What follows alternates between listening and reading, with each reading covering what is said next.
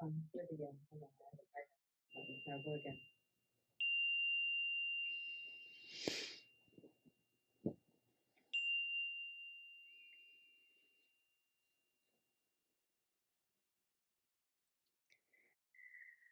I'd like to invite you to close your eyes. I'm going to play the chime one more time because I really want you to tune into that.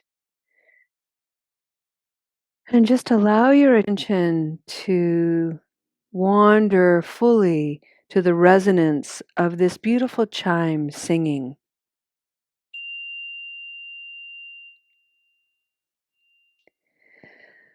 Welcome, everyone.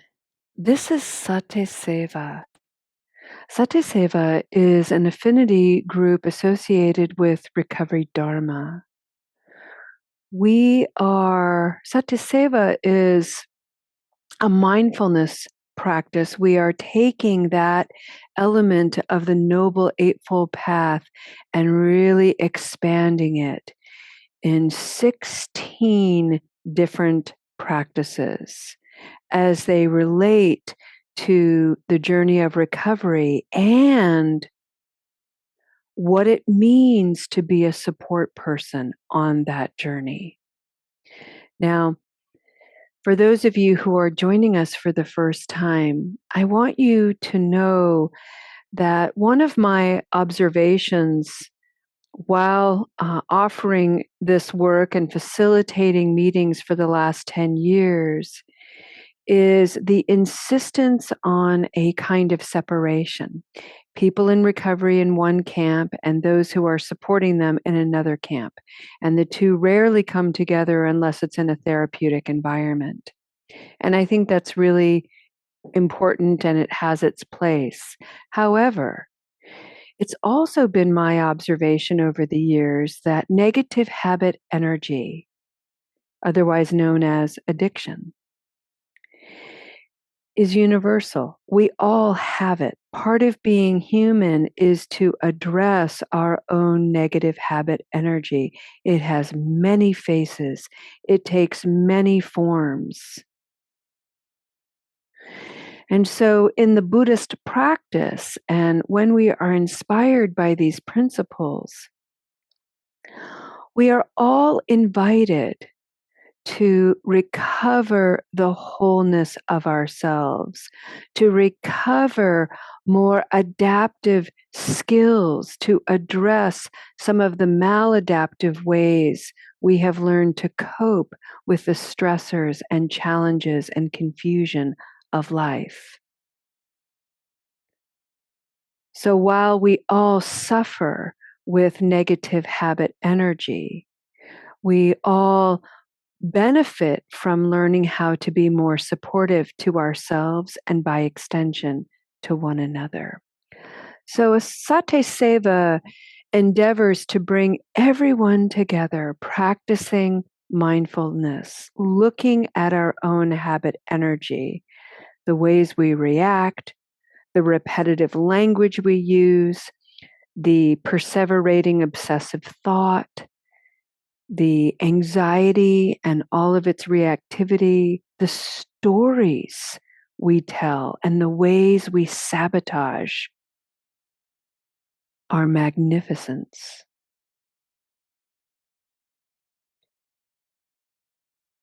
Mindfulness means present moment awareness.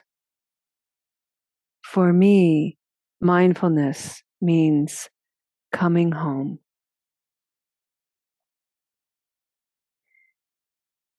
And I am so passionate about it, and I believe so fully in its merit that I wrote a lengthy book about it with Lo. And we've been talking about it, and there are 16 different mindfulness practices. And so I'd like to just very generally speak about them as part of our settling in meditation. And I'd like to begin at the level of your spirit. Now, in Buddhism, traditionally speaking, spirit, there's really no place for spirit in the way that we think about it in the West, or soul. And so it's really what we're talking about is consciousness, attention, mood. So I invite you to bring your attention to your mood and notice that you are already practicing awareness, which is the first mindfulness practice. And then I encourage you to open up, open some space to get curious. Openness and space are two more spiritual practices. See what you see in your own mood, in your own spirit. And rather than acquiesce to the habit energy of judgment, negativity, maybe you can bring forward the other two spiritual mindfulness practices, which are ambivalence and acceptance. Eh, I'm in a grumpy mood. I was definitely in a grumpy mood. I don't know about you, but this full moon knocked me out. I was grumpy and irritable. I was resistant and just uh, really a barrel of monkeys was really what I was. Yeah, shoulder shrugging. That's where I was at. And by talking about it and thinking about it and acknowledging those moods, that spirit for what it was, wouldn't you know? I've de escalated it. I've allowed it some time and space to deflate. And now I feel that fluidity of joy seeping back in. What's your spirit today? Let's take a moment of silence to just reflect.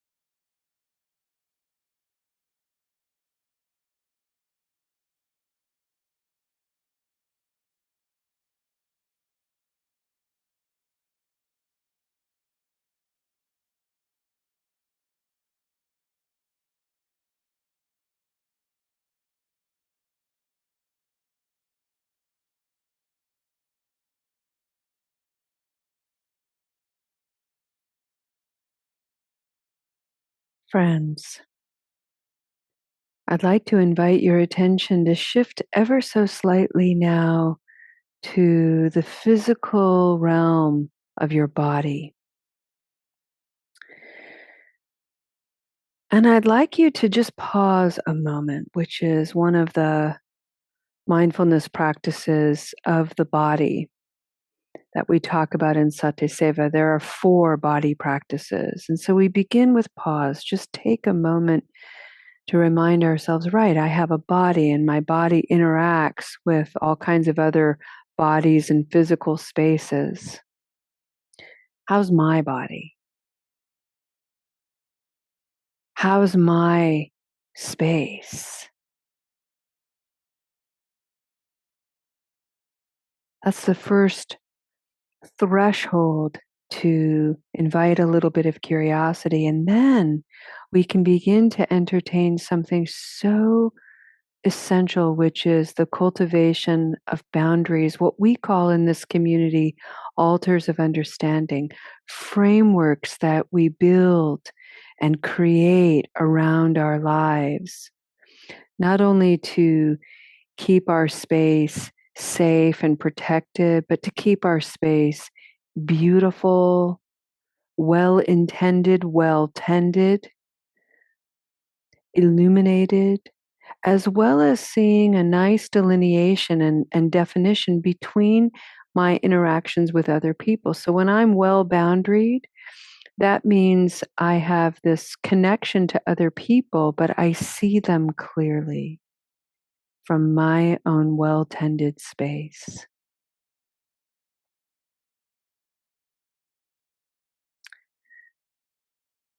Boundaries in the SatiSeva practice are also called balaklohe. In Gaelic, it means stone wall.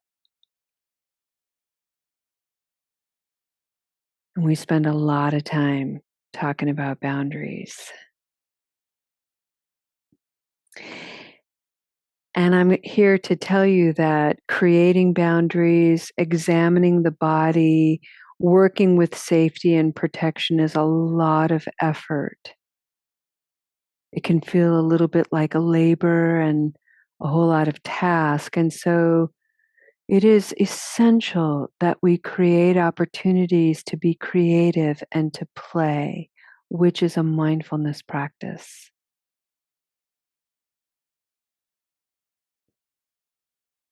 And all of these body practices are sort of cloaked in the gentle embrace of nurturance.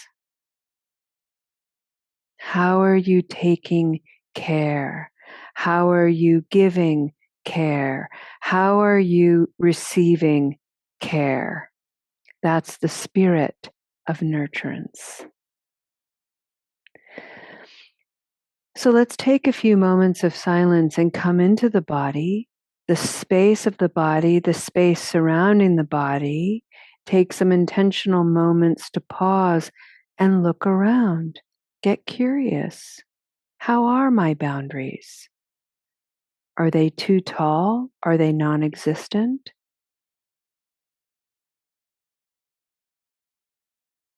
What are some of the things that I could do to play with that?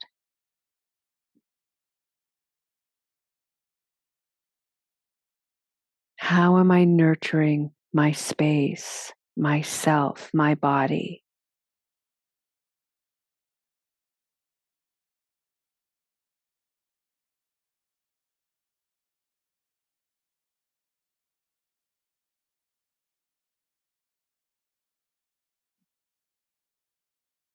As you're contemplating this, I have but one direction, and that is for just a moment, sit extra tall if you can. Roll your shoulders back so your heart's a little bit lifted. Close your eyes if it's comfortable for you, and if not, just gaze somewhere nearby. Keep your mouth closed if you're able. Place the tongue on the roof of your mouth behind your teeth and breathe through your nostrils.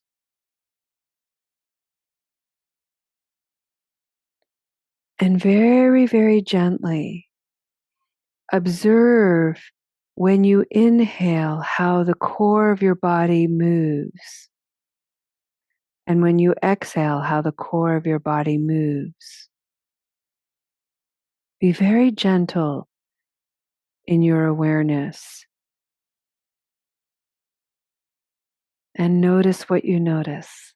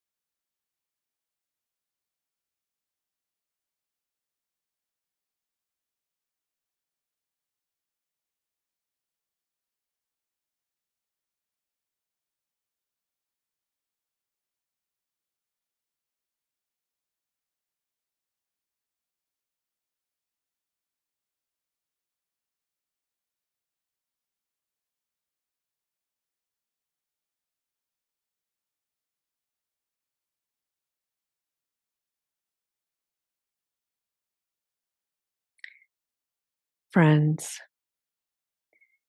I'd now like to bring your gentle awareness to the mind practices. And I invite you to just notice where your attention goes. Often, when I hear the word mind, I immediately go to my head, and I'm somewhere up by my forehead in my attention and in my imagination. And so, one of the things I like to do is give my elbows a mind, and I bend my elbows for a minute or my shoulders. And I know my stomach has a mind of its own. Sometimes I tap into my heart and touch the mind of my heart. So the mind is so much more than the head. That's really what I'm trying to say. And with these practices, there are 7. It begins with the present moment. And one of the things about the present moment is how easy it is to say and impossible to practice, because the moment we become aware of the moment, the present moment, it's gone. And then there's the next present moment, and the next one, and the next one. It's so fast.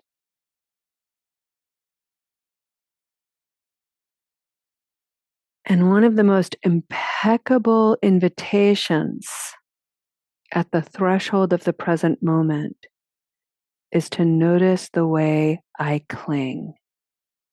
I just want the moment to last if it's a good one. And if it's not, I can't wait for it to be over. And if I'm in either posture, I just want it to last. I'm clinging. And if I can't wait for it to be over, I'm in aversion. And in either case, in either place on the spectrum of extremes there, clinging or aversion, I am out of the moment entirely. My presence is negatively affected. So the awareness for me in the present moment is to simply observe, am I in a clinging mood or am I in an aversion mood? And put myself somewhere else on the spectrum. If I'm in aversion, I want to try to breathe and bring myself closer to the middle. Loosen up a little bit. Remind myself that I'm okay, particularly if I am. And if I'm not okay, look at the conditions that I can change. If I'm in a posture of clinging, the thing that helps me the most is to just simply reflect for a few moments on gratitude. If it's something really good that's happening, I just want to savor it, and I do. And that brings me into the middle because I know it's not going to last. That's just the nature of reality. It's impermanent. And so when I'm playing with the present moment, it kind of leans right into the second of the 7 mind practices, which is being with my distortions, being with distortions, the way we inflate or exaggerate what's happening or what we're thinking. This is the inner critic that is all about insecurity and sabotage. In internal family systems, these are some of those parts that are within all of us. These are our personality archetypes. And once we can begin to understand them and give them a little less power, we can find a more grounded, settled place. So again, we're not overreacting to something that is an aversion, and we're not getting too rigid, clinging to something that is inflated and exaggerated as being so great.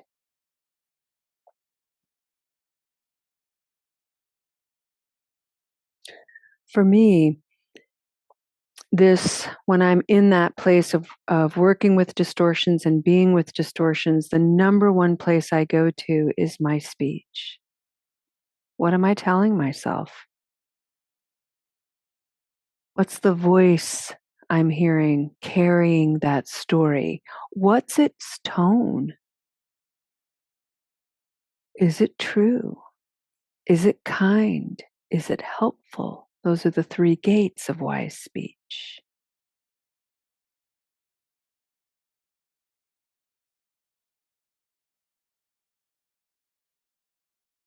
And if I'm in a place where I'm kind of getting down on myself, I'm being a little hard on myself, which I can be. I can be a little bit hard on myself.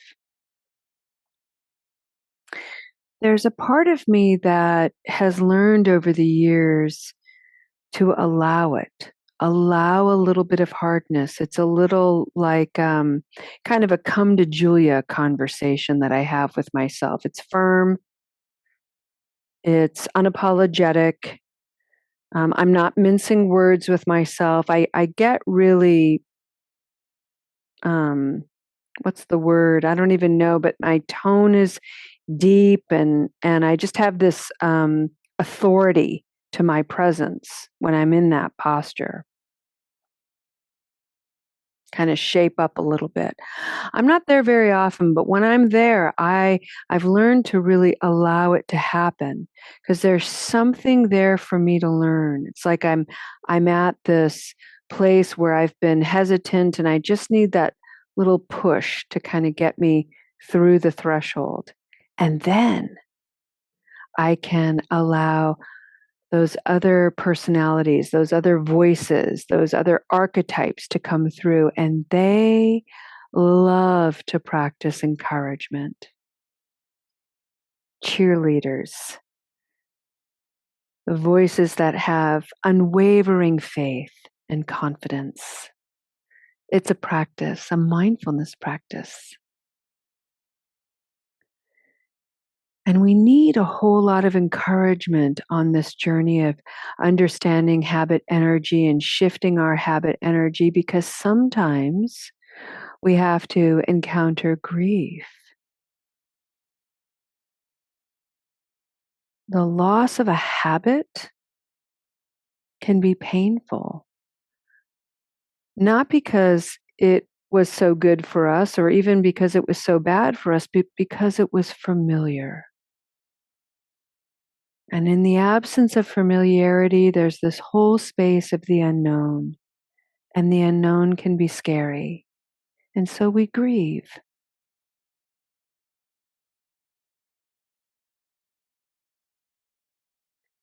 And the sixth mindfulness practice that is a little bit kind of like a degree of separation in a way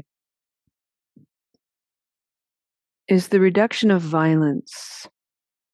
It's the intentional invitation to look at our spirit, our body, our movements, our speech, our thoughts. What are we consuming? Why are we consuming it? And how is it connected to violence?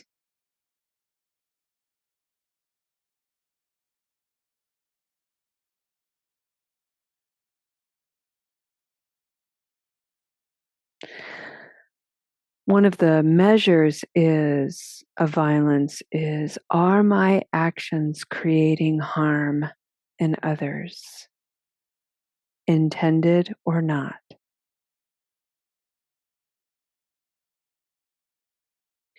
And the answer is, as a human being, we're all going to cause harm, intentionally, unintentionally. So as long as we make a concerted effort to reduce the violence in our lives, we're really making a great step toward becoming peacemakers. And that really is a radical, radical aspiration. And then finally, friends, we're reminded that this whole practice is an inhalation of love, something we are surrounded by, something we are steeped in, something we are, plain and simple. The embodiment of love, navigating this life. So let's take a moment of silence and invite yourself to think about present moment, the distortions we have, the way we speak, the way we encourage, the grief we may encounter, the violence in our lives. And then kind of see if we can lean back a little bit in an act of trust that we are so well loved. Enjoy this reflection.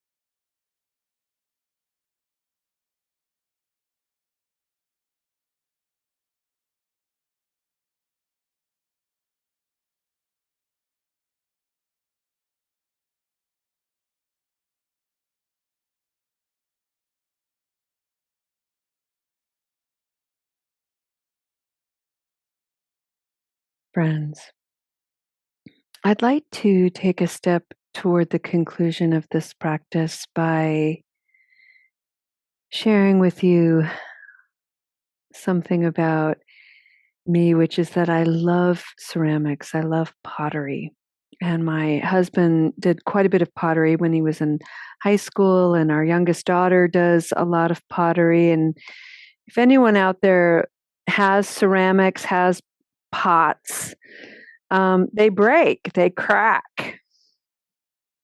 And as many of you know, even in the Japanese tradition, one of the art forms there is they piece things, broken things back together using gold as a way of illuminating beauty in cracks and fissures. And I have this one ceramic blue bowl that I just absolutely love, but it has this little tiny bite, this little tiny chip in it. And I just think about society in a way as a metaphor for this chipped bowl and our habit energy of insisting on focusing on that chip. It would be a great bowl if it didn't have this chip. It would be this, that, and the other thing if it didn't have this chip. And yet, if I keep my eye, if I keep my gaze so narrowly focused there, I forget to use the bowl. I forget to enjoy the bowl. I forget to see the beautiful spiral in its base. I forget to see the wonderful colors of blue in the glaze. I forget to recall that a bowl is a place, it's a vessel in which I can receive things and share things. I don't see any of that because my attention is focused on the flaw as if the bowl has become its flaw. Mindfulness helps us see all of it. Mindfulness says, yes, there's a flaw there. Okay. What else is there?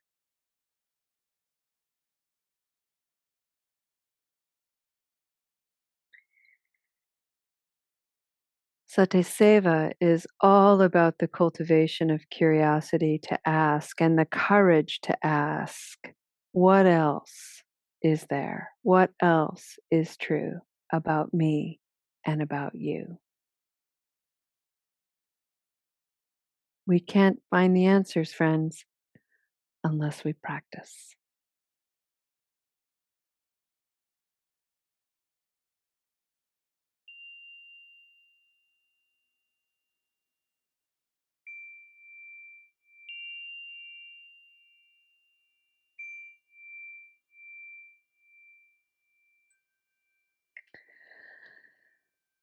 Oh my goodness. Thank you, thank you, thank you for being here, everybody.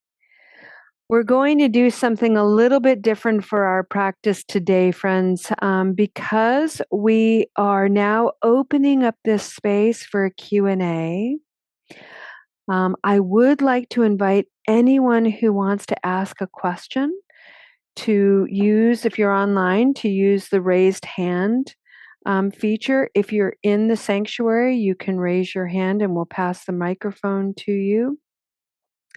So, what you can do is ask a question, clarification. You can just share something. And if you are asking a question, particularly about SatiSeva, I will answer that for you to the best of my ability. And we'll go from there.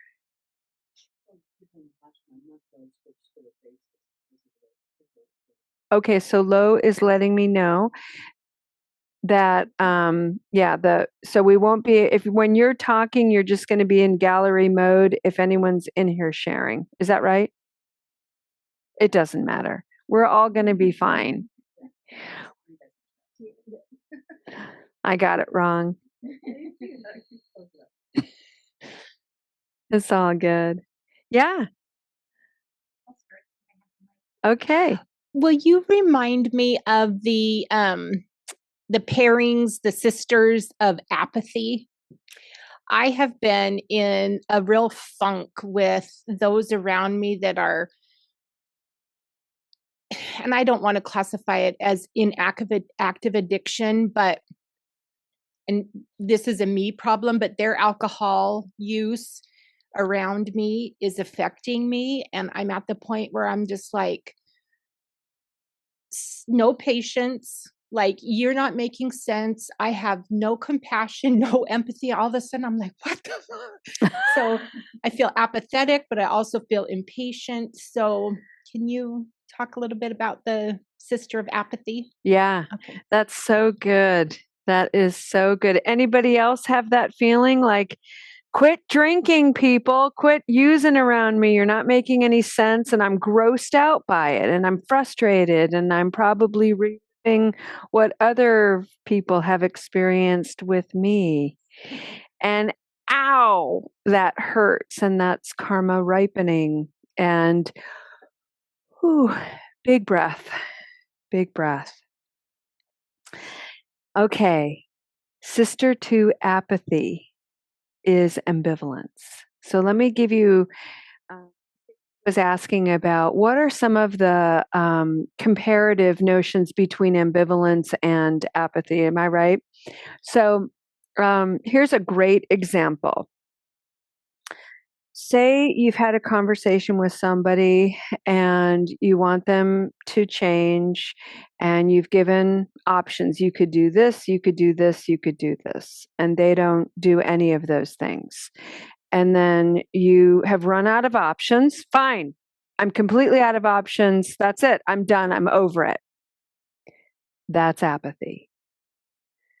I'm done. I have nothing. Pockets are empty. I don't care anymore. Close the door on you. I don't want anything more to do. I can't deal. There's a degree of apathy in that. It closes the door, it closes the options. We've reached a capacity, but in that limit, in that recognition of our capacity, we've also closed the door on the possibility that we could grow a little bit more. And we could entertain another possibility, or we could take a break. So ambivalence steps in and says, wait. We care deeply. Otherwise, we wouldn't be so upset. So we might need a break. Let's just take a break because I have reached my limit. I'm at my capacity. My pockets are empty. My creativity is empty. I don't see any more options. There are no more possibilities available to me right now in this moment. So I need to take a break. That's what ambivalence says. And then what ambivalence says is, how do I take care of myself? How do I come back and really, really nurture myself? I'm not feeling compassion to you. How can I feel compassion to myself? I'm not feeling very loving toward you. How do I bring some love toward myself? I was very unskillful with you, and I don't feel like apologizing yet. What kind of forgiveness can I offer myself when I've been unskillful? That's the realm of ambivalence.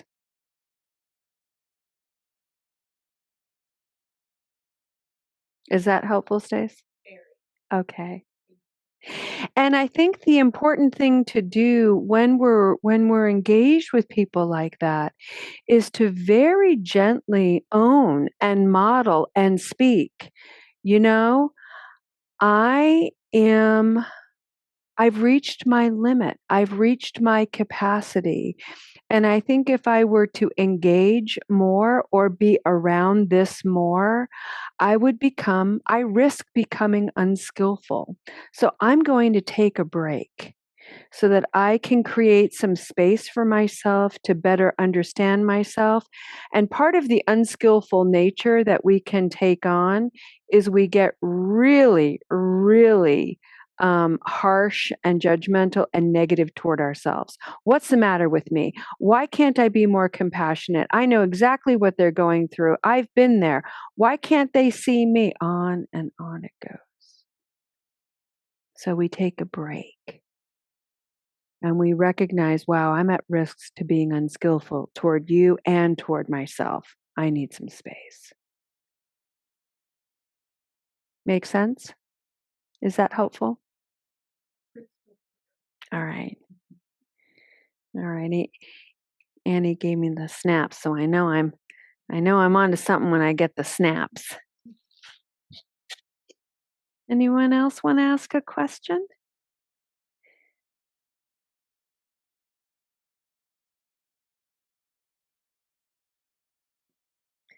Yes, Dragon Dave.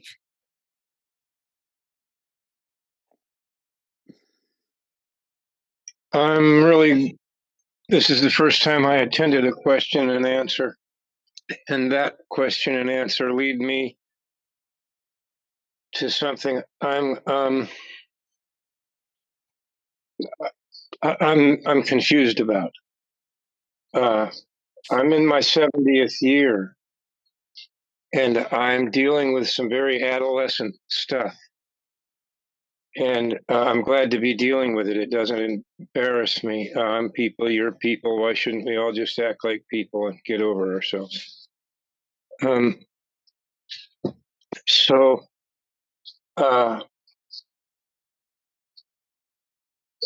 neither of my parents were very nice people, and they put their children through hell.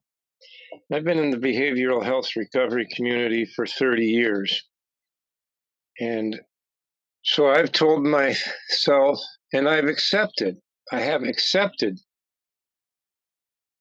that it was a different time, that they're just people too. I've made excuses for them for 30 years.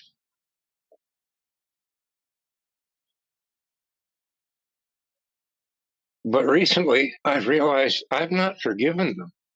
Mm. And I don't know that I'll ever be able to. And we might say give it time. I've given it 30 fucking years. I don't have another 30, or at least it seems incredibly unlikely. And I just don't quite know where to go from here. So I guess that's enough of a question. So, Dragon, can I ask you a question, Dragon Dave? Yeah. So my question is, is there a story in your mind that is insisting that you should forgive your parents, or somehow you should be able to forgive your parents? I've thought all this time that if I forgave my parents, I'd feel better. They're not going to know any. I thought that I would feel better. But now I think I might be setting myself up for failure. I might be asking too much of myself. And I want to say, it's not the things that they did. It's not that we were hungry. It's not the forms of abuse. It's the words. It's the things that they said to us as children and continued to say to us as adults. It wasn't offhanded. It was intentional targeting, and I just don't seem to be able to get over it. Yeah. This is a very, very big topic. So I have spent a lot. I'm only going to give you how this is alive in me, okay, Dragon Dave? So obviously this is, I need you to make sure you take what comes alive for you. But I grew up in a Catholic environment where forgiveness was, you were a bad person if you didn't forgive, kind of a thing. And so there was this insistence, because it went along with the mythology of it. God's forgiving me, and therefore I need to forgive others. And I just remember thinking, no. And then the story was, well, you forgive people so that you don't suffer, that you'll feel better. And again, I find myself going, no. Where who wrote that? Where is that written? So what's alive for me in the realm of forgiveness is I get to make all the rules about it for my life, for my experience, because I am the creator of my own life. You are the creator of your own life. And I look at my capacity to forgive some people with great ease, some people not even at all. And I feel just fine about it. Yep. Because here's the thing that I use is those people that I can't forgive for their actions. I use it sample as I would my own regret. I'm not going to let them off the hook, but I'm also not going to let that leave a lasting impression. So I'm going to use that experience and heal it for myself and do things way differently. So, for instance, I had a very abusive teacher in my life that was really, really close to me, and it was so terrible. And am I going to forgive her? No. Just straight up, no. Why? Why should I? No. She was horrible. It was miserable. And no. However, what I'm also not going to do is let that continue to govern me. So I've taken that experience and I've been like, I get to do something completely differently. That's what I'm going to bring into the world. I forgive, not forgive, that's just done now. And I'm going to create something else because I am the creator of my own life, as you are.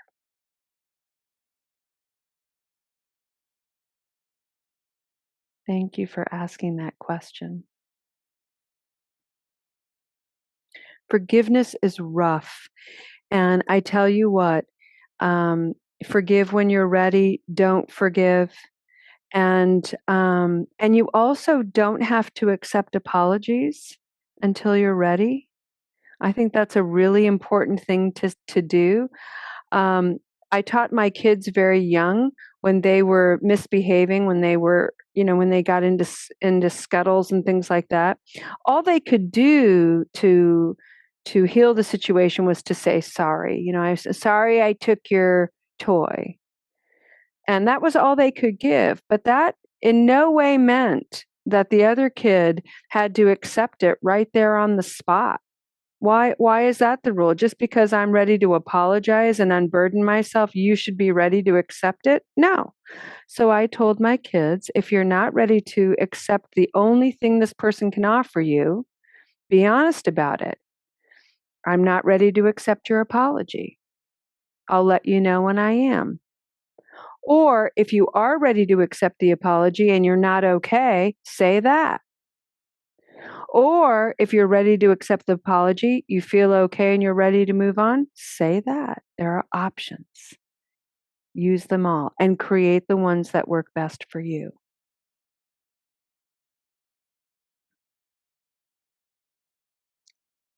Dave, did you want to add anything to that? No, you're good? Okay. Jenna, let's hear from you, friend. Hi, Julia. Hi, everyone. I'm really glad I was able to be here today. So you kind of already said what I'm going to inquire upon, and that is about. It seems to me that I recall you saying that you moved into Buddhism, and I don't want to really say like gave up your Catholicism, but I occasionally go to church with my mom, and I'm just finding it to be really limiting and like just going through the motions. And I would like to have a more robust and stronger spiritual life, but I don't feel like Catholicism is going to take me there. And I was just curious as to maybe what you might have to share about how that played out in your life, and what point did you get to, and maybe some things that you would like to share about that. That is such a invitation, Jenna. Thank you. I'll share very briefly about my relationship to Catholicism. So I grew up in a very devout Catholic home, and had a really positive experience with it. I loved it, and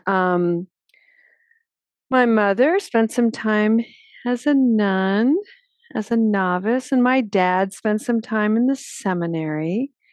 So we were pretty steeped in it. And but the cool thing about my upbringing is my parents kept us on a very educated part of Catholicism, and so it was a highly intellectual type of a practice. Was the foundation of my practice. And so there was a lot of knowledge about it. There was a lot of mysticism that I grew up with, which was really, really beautiful until it wasn't.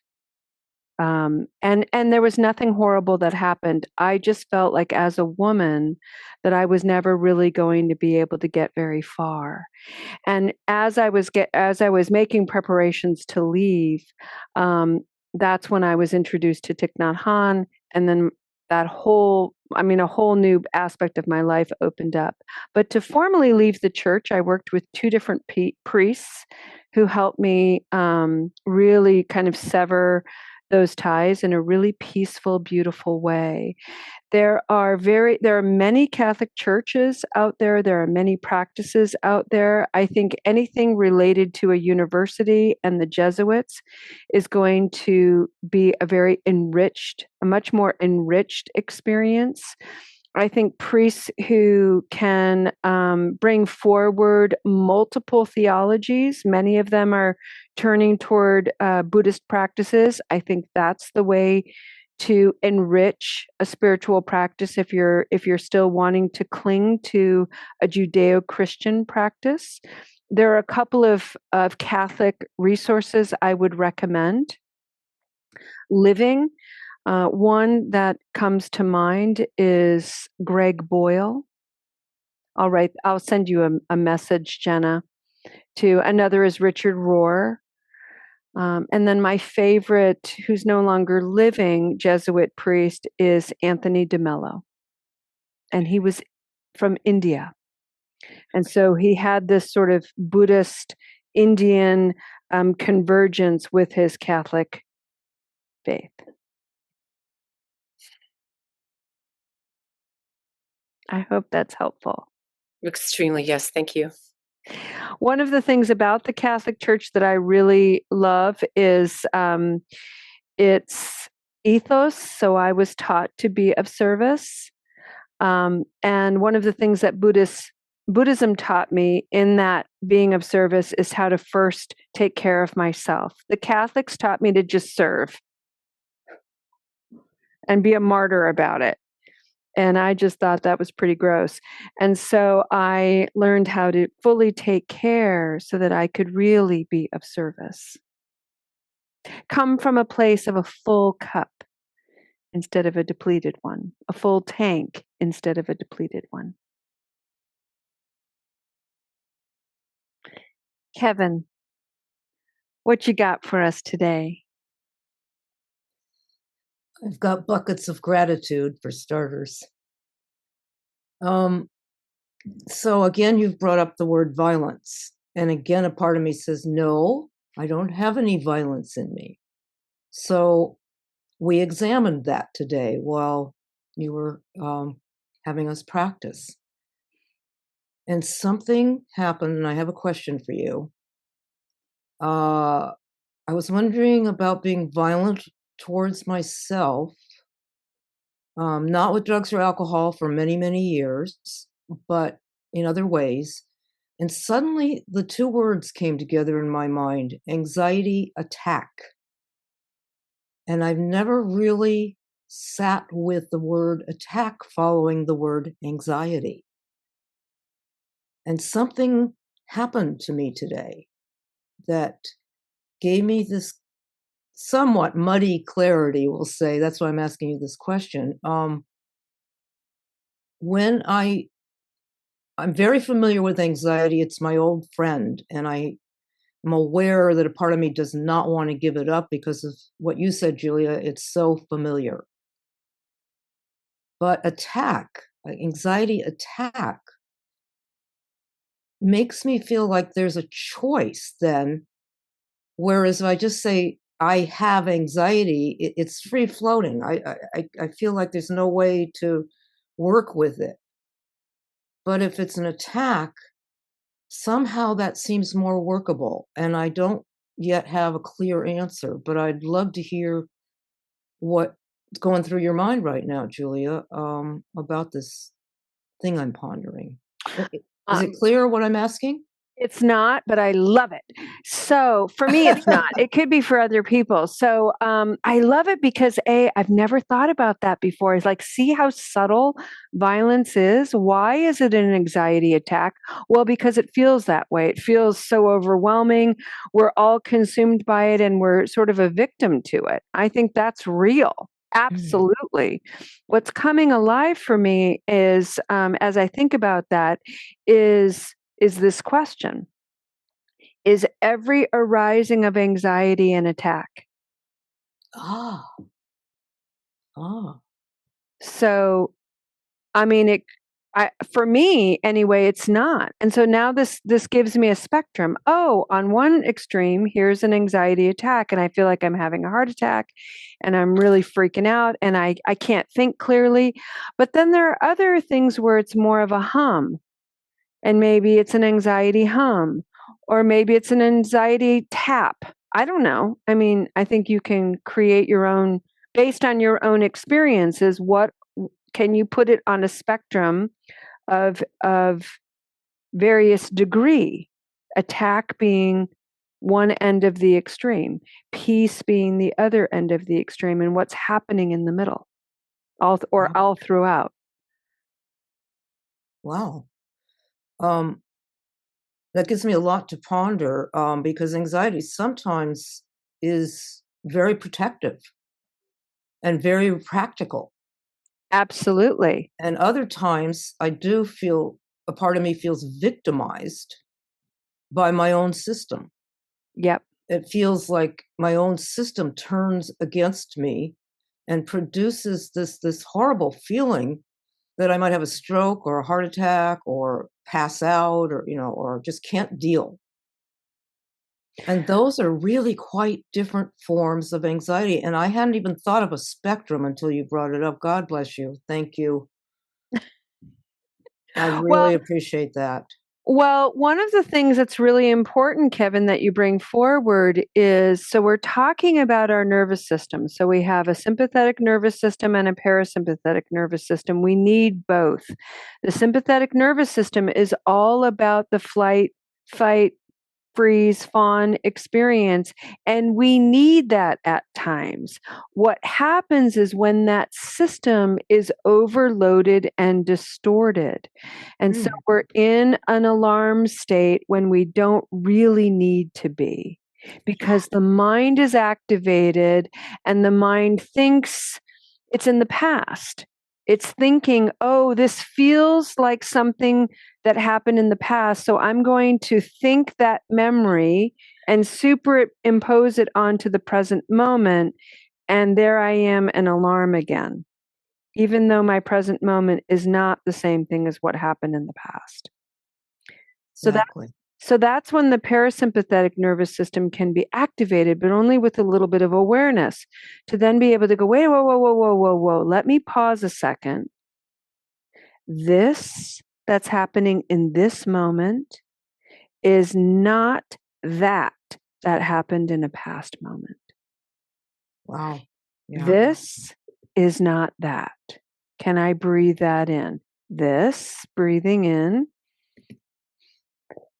is not that, breathing out. And that's how we activate the restoration response. Wow. Wait, I'm taking copious notes because you're not recording. We are recording. We are recording. I this thought part. You stopped recording when we were sharing. Oh, this isn't Nope. sharing. This is Q&A. Oh, right. Beautiful. Oh, beautiful, beautiful. I just want you to know that I've never been given a diagnosis of GAD, but my life it's so filled with PTSD that it feels like I've got that. But my sense of helplessness got reduced today towards it. And I realized there are choices here. And I'm just so grateful. I loved your answers. I loved your even saying you weren't sure what the answer was. So thank you so much. Yeah, this is all what a great question. And let's keep working with that, and let's keep identifying it in ourselves, because as you said, anxiety has its place. Yes. It's when we distort its presence. And that's what we're working on. That's why being with our distortions is such an impeccable practice. Yeah. Am I distorting this, or what's the reality of this anxiety? Why is it here? What is it showing me? What's happening in my body? How am I potentially distorting it? Wow. Yes. Thank you. You're welcome. I have a lot to work on, but it doesn't feel overwhelming right now. So Yay. Yay. Thank you. Hi, Catherine. You want to unmute? Lo's going to send you an invitation to unmute. Hi, thought hopping quickly. Here, I'll turn on my video. I thought there was somebody else before me. I, of course, am brand new. Found you in a recovery room. I'm having this really interesting reaction. And I'm just going to share. It's not very enlightened. I'm in this place where I'm very much like feeling I don't know, this need to be right or this need to be noticed or something. And it's been coming up a lot. So I'm just going to tell you where it came up now. I don't like sharing this about myself. But you were talking about, so I'm also I was Catholic and left the church for the same reasons, for the way that women are treated, although I love the ritual and what have you. And so as I was listening to you talking about the Jesuit, and the different, I'm like, well, I know I've seen Greg Boyle speak and I've read his book and, blah, blah, blah, and Richard Rohr. And sometimes I went to Mass at Santa Clara University, which is Jesuit. And I'm like, why am I having this reaction? And I've been noticing it in me, like this needing to be right or this needing to be noticed, like the fact that I've experienced that doesn't diminish, your experience or your ability to help others. It's just an example, but I'm bringing it up as an example because I've been seeing it a lot lately. And I also really related to the first question around, family in addiction and unskilled, unsolicited advice that was not welcome. So yeah, just curious as to what your thoughts might be about some of this. That was my very honest share. Oh my gosh. Well, I think we're going to be fast friends because your inner I got to be right antagonist is like sister to mine. So I love that. That's such a beautiful thing. In fact, there's a whole section in the SatiSeva book about right and wrong and my need to be right and really looking at where that came from. And for me, that antagonist was an internalized response to having been shut down, dismissed, diminished.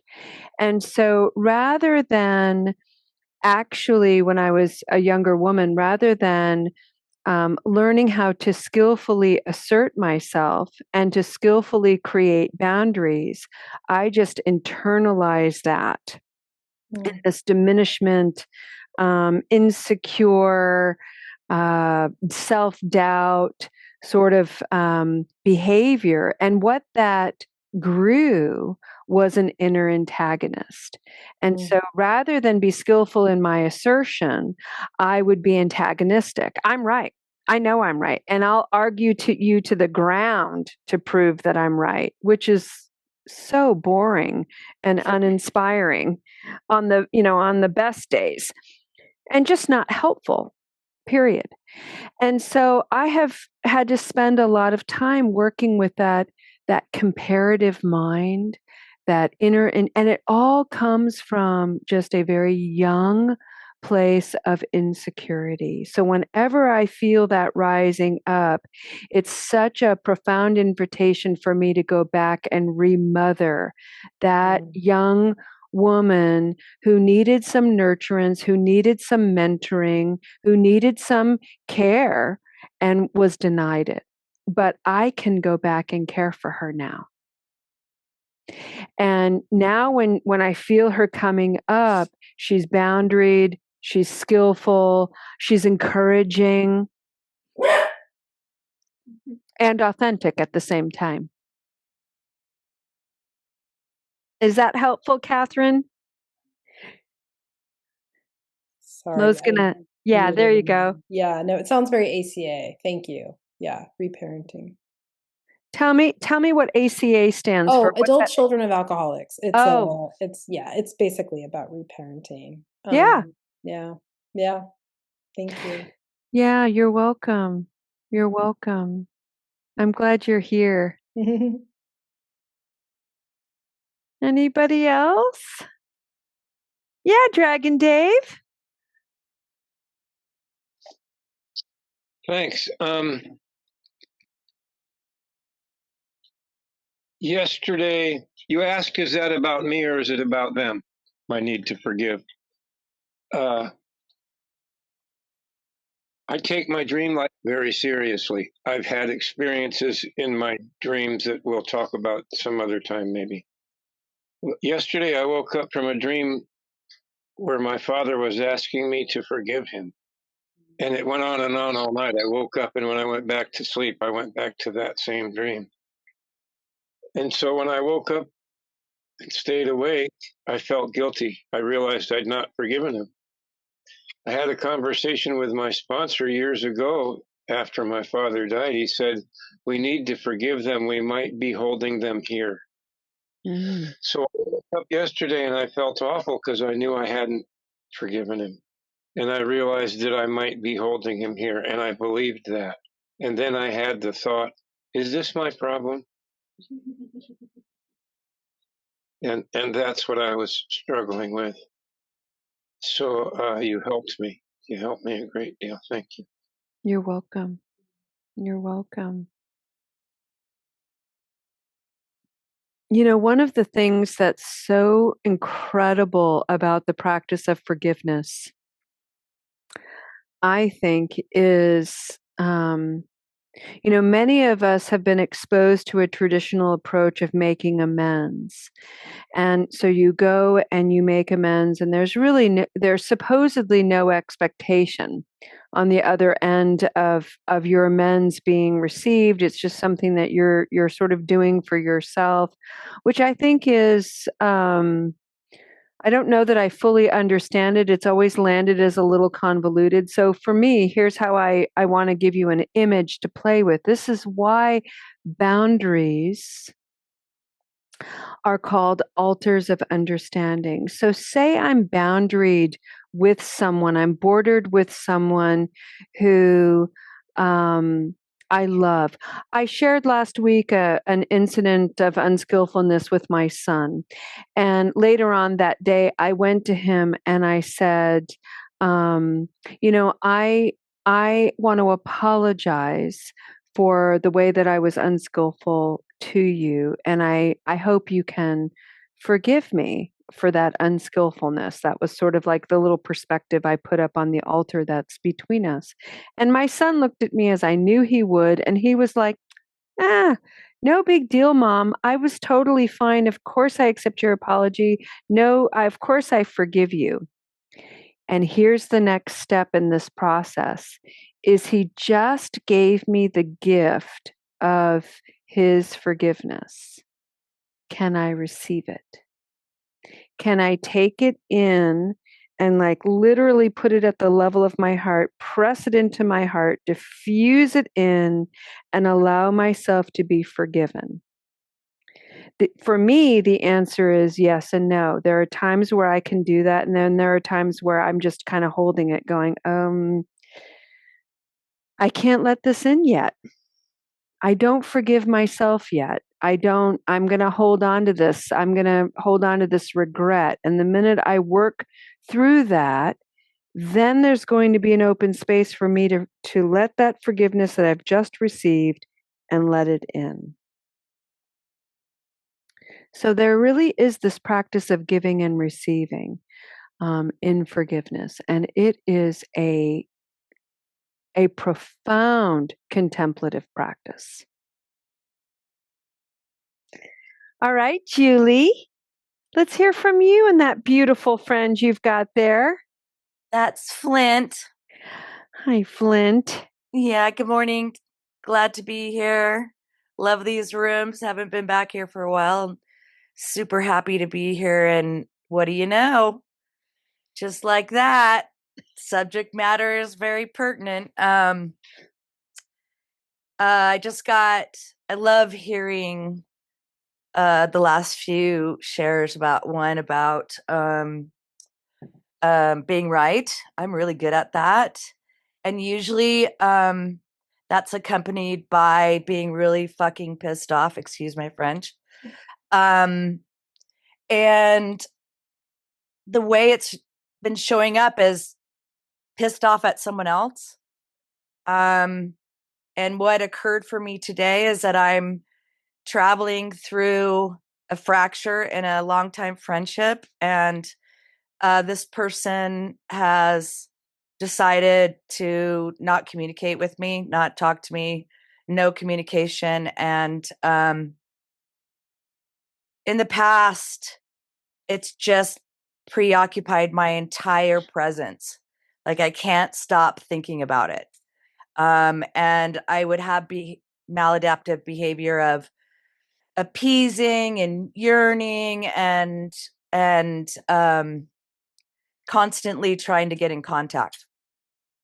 And what's occurring currently is that I've been really settled, and I've reached out a couple times just to check and make sure that I'm not imagining she's not talking to me. And same thing occurs. The information is nothing. And that's information enough is, there's no room for contact right now. And so today what's occurred is just like you just shared, around forgiveness. And I was on another meeting and was reminded, oh, I can forgive her. And then in that same moment, when I dropped into my body and offered forgiveness to her, it occurred to me that I wasn't forgiving myself for the behavior, that my shadowy behavior, weakness, like I know it shows up to me as neediness, but it really isn't. It's just a reaction. And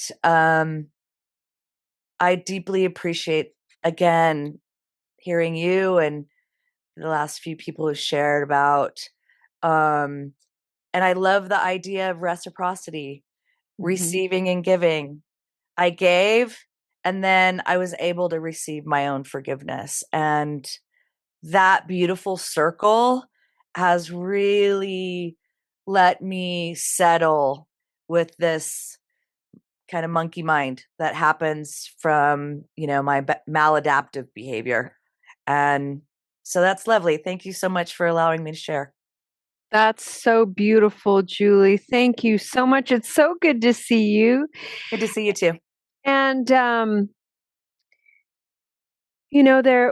we talked about in terms of reciprocity and mutuality, and let's not forget, let's bring in a big Buddhist concept here, and that is karma. And I really love the idea of karma ripening. So when good things are happening in my life, karma is ripening. When bad things are happening in my life, karma is happening. Both of them are there to help me wake up, help me see my life with greater clarity. So where I've had to kind of grow my understanding of karma is I have definitely been ghosted by people, and I catch myself, well, I've never done that. I would never do that.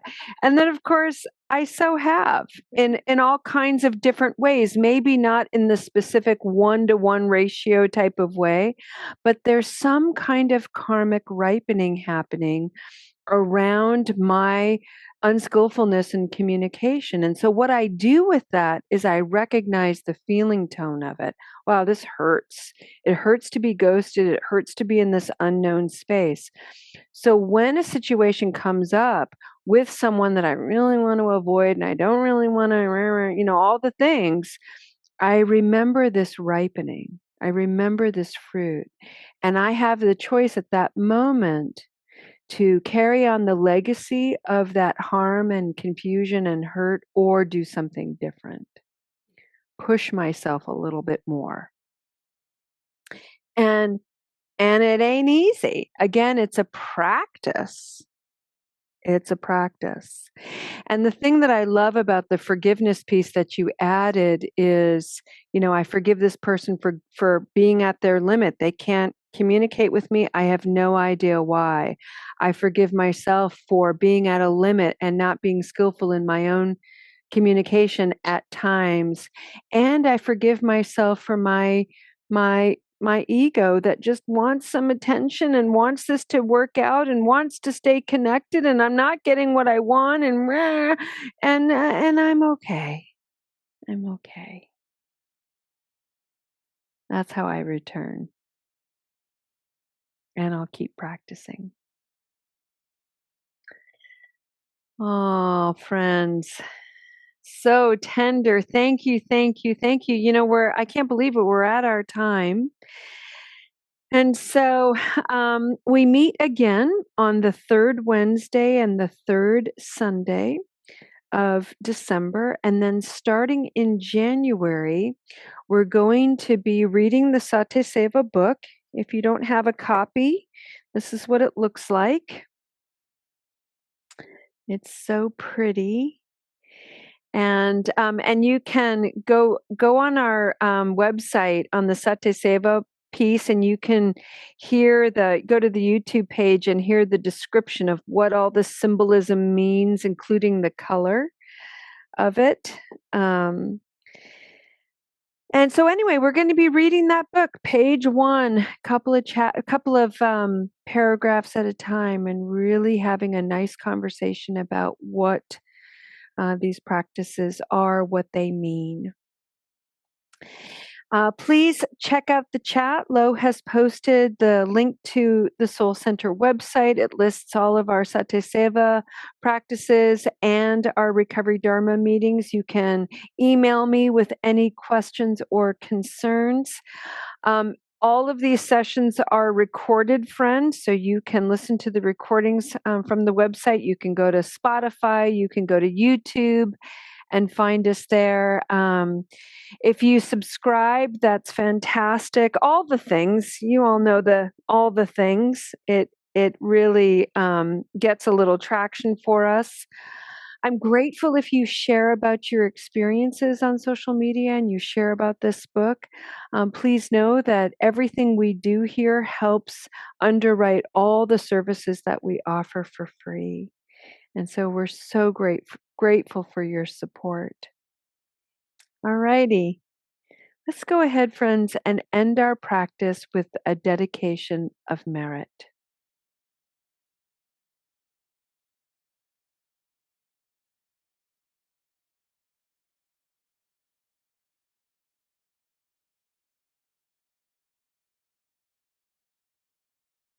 I invite you all to take a deep breath.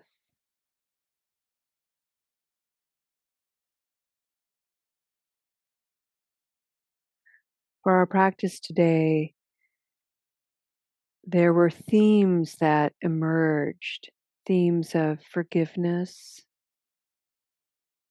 themes of rightness, themes of communication,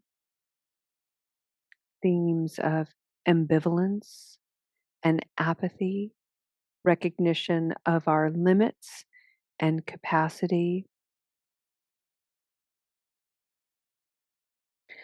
One of my favorite reflections is, for myself anyway, is recognizing that the people that are in my life who stir up all this stuff within me, like I can't let it go, the argument we had, I can't let it go that they're not communicating with me, I can't let it go, the harm that has occurred.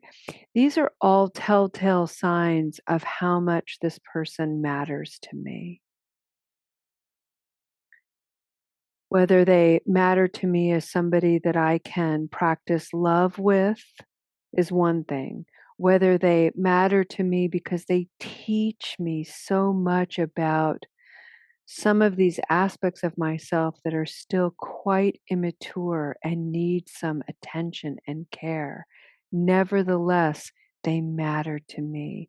And so I take a moment and I bow to those teachers in my life who stir up all this stuff for me. They help me awaken. They are often the Mara in my life.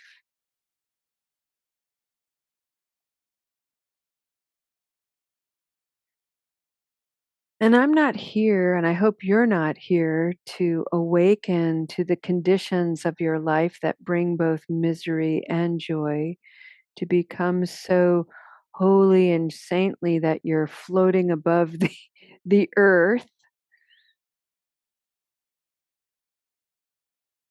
One of the things in my Catholic upbringing was this reverence that we had for saints, not because of their elevated holiness but instead for their acts of service.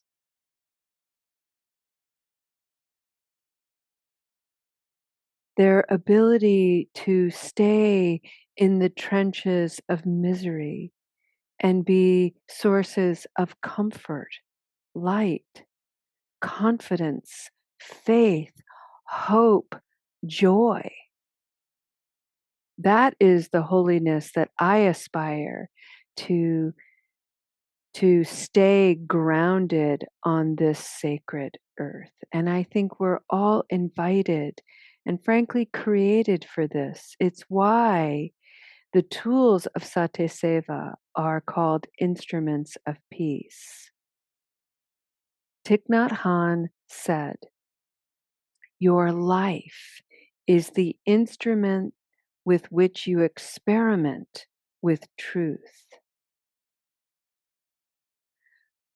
I believe that with my whole heart, and I take it one step further to suggest that when you experiment with truth, you become a living, breathing instrument of peace. We were created for this. And when we practice, we become it. Thank you so much for bringing your practice here, for elevating my practice, for shining a light on my own aspirations. I wish for you a beautiful Sunday.